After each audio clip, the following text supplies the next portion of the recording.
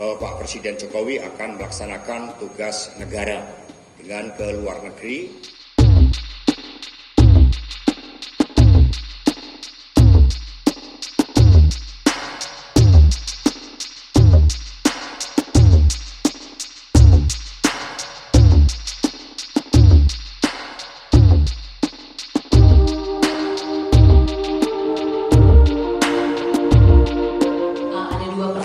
Yang pertama, penegasan soal lokasi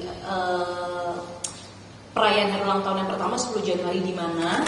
Kemudian yang kedua, apakah Pak Jokowi akan datang di HUT PDI Perjuangan, karena infonya ini Pak Jokowi ada kunker ke Filipina di tanggal 10 Januari. Terima kasih, Mas. Baik, terima kasih. Jadi ulang tahun PDI Perjuangan nanti akan diawali dengan pidato politik Ibu Ketua Umum sekaligus perintah harian. Dan karena peringatan ini diadakan di basis rakyat di tingkat RT dan RW, maka kegiatan akan melibatkan rakyat sebagai jati diri PDI Perjuangan, sehingga di RT dan RW. Kami sudah mendapat informasi juga bahwa Pak Presiden Jokowi akan melaksanakan tugas negara dengan ke luar negeri di Filipina. Tetapi watak kegiatan kali ini adalah turun ke bawah, menyatu dengan rakyat itu sendiri. Dengan ketidakhadirannya Pak Jokowi dalam HUT nanti, apakah akan berdampak terhadap elektabilitas Pak Ganjar Pranowo? Terima kasih.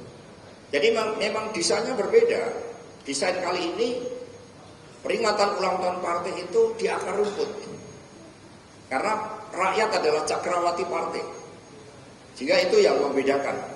Sehingga elektoral itu yang menentukan adalah rakyat. Rakyat yang punya kedaulatan. Meskipun banyak intimidasi, ada kepala desa diintimidasi, ada wartawan diintimidasi, kemudian kelompok-kelompok pro-demokrasi diintimidasi, mahasiswa yang menyampaikan aspirasi diintimidasi, kepala daerah dari PDI Perjuangan juga banyak yang diintimidasi. Tetapi belajar dari sejarah PDI Perjuangan ketika menghadapi pemerintahan yang otoriter, sampai kantor PDI Perjuangan ini diserang, kekuatan rakyat adalah senjata yang paling hebat di dalam menentukan elektoral partai politik dan calon presiden.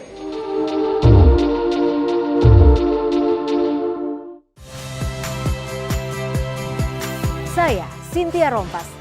Saksikan program-program Kompas TV melalui siaran digital, pay TV, dan media streaming lainnya.